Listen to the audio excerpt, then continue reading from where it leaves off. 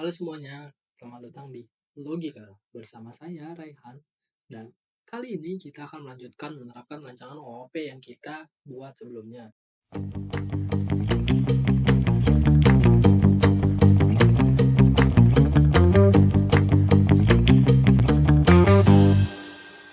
Nah, kita buat nih payment methodnya. Jadi payment method ini adalah kelas abstrak dengan satu metode abstrak pay.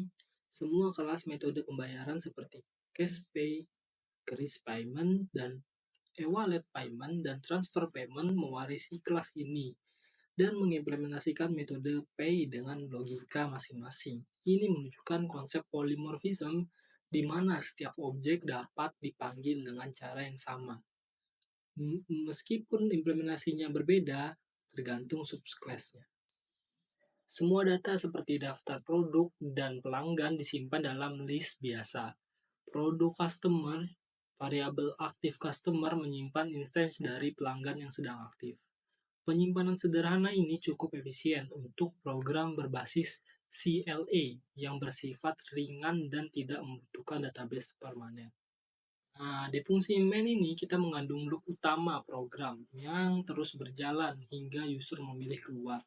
Pada setiap iterasi, pengguna diberikan menu utama yang mencakup opsi untuk mengelola produk, pelanggan, belanja, dan keluar. Validasi input dilakukan untuk memastikan program tidak mengalami error saat menerima input yang tidak valid. Nah, fungsi menu produk ini menangani semua fitur terkait produk. Terdapat opsi untuk menambahkan produk baru, melihat daftar produk, dan tampilkan produk, mengedit data produk, dan menghapus produk.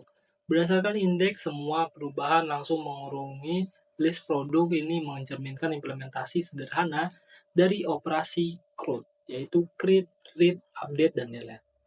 Nah, fungsi menu pelanggan memungkinkan user untuk menambahkan pelanggan baru, baik sebagai customer, premium customer, maupun loyal customer. Melihat seluruh pelanggan yang sudah terdaftar, memilih pelanggan aktif untuk digunakan dalam proses belanja. Pemilihan pelanggan aktif sangat penting karena banyak prosesnya, seperti menambahkan ke keranjang atau checkout. Hanya bisa dilakukan jika ada pelanggan yang. Nah, fungsi tambah keranjang memungkinkan pelanggan aktif untuk memilih produk dan menentukan jumlah yang ingin dia tambahkan ke keranjang belanja. Sebelum proses dilakukan, sistem akan memastikan bahwa aktif customer sudah ditentukan dan daftar produk tidak kosong. Jika kondisi tidak terpenuhi, program akan memberikan pesan kesalahan dan tidak melanjutkan proses. Nah, checkout ini adalah langkah akhir belanja. Fungsi checkout ini akan memproses pembayaran pelanggan aktif. User diminta memilih metode pembayaran yang kemudian digunakan untuk memanggil metode pay. Nah, jika pelanggan adalah objek dari kelas notifiable, maka notifikasi akan dikirim setelah pembayaran berhasil. Setelah pembayaran berhasil, diskon jika ada juga akan diterapkan secara otomatis sebelum pembayaran. Nah, fungsi inisialisasi date ini kita gunakan untuk secara otomatis menambahkan beberapa data produk dan pelanggan ke dalam sistem.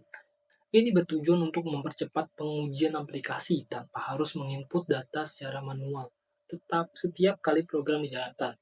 Nah, contoh data termasuk beberapa produk fiksi dan pelanggan dari ketiga tipe yaitu customer, premium customer, dan loyal customer. Nah, bagian akhir ini program adalah memanggil inisialisasi data dan main secara berurutan. Inisialisasi data menyiapkan data manual, sedangkan main menjalankan loop interaktif utama dari program. Dengan dua baris ini, seluruh fitur program dapat berjalan sesuai dengan struktur yang sudah dirancang sebelumnya. Nah, melalui program ini, kita telah mengimplementasikan berbagai konsep object oriented programming secara nyata dalam konteks aplikasi berbelanja berbasis CLA. Kelas produk mewakili data produk dengan prinsip enskapulasi menggunakan atribut privat dan akses melalui getter dan setter. Nah, kelas card mengelola daftar produk yang dibeli beserta kuantitasnya, sekaligus menghitung total harga secara otomatis. Kelas customer termasuk premium customer dan loyal customer menunjukkan penerapan inheritance untuk menambahkan fitur. diskon, dan notifikasi berdasarkan tipe pelanggan. Nah, kelas notifiable digunakan untuk mengirim notifikasi ke pembayaran sukses dan diintegrasikan lewat multiple inheritance. Nah, abstract base kita kelas payment method menjadi dasar dari berbagai metode pembayaran. Memungkinkan kita menerapkan polymorphism agar setiap metode pembayaran cukup diakses melalui metode pay saja, meskipun implementasinya itu berbeda-beda. Jadi, terus selain itu, program ini memiliki struktur menu yang memisahkan manajemen produk, pelanggan, keranjang, dan proses checkout. Data disimpan secara lokal di list cukup efisien untuk aplikasi skala kecil. Dengan rancangan seperti ini, kita tidak hanya membuat program yang berjalan, tapi juga memiliki struktur yang rapi, mudah dikembangkan, dan menerapkan prinsip-prinsip OOP secara utuh. Program ini menerapkan contoh nyata bagaimana konsep OOP dapat digunakan untuk membangun sistem belanja digital yang modular dan siap dikembangkan lebih lanjut. Nah, sampai jumpa di lain waktu.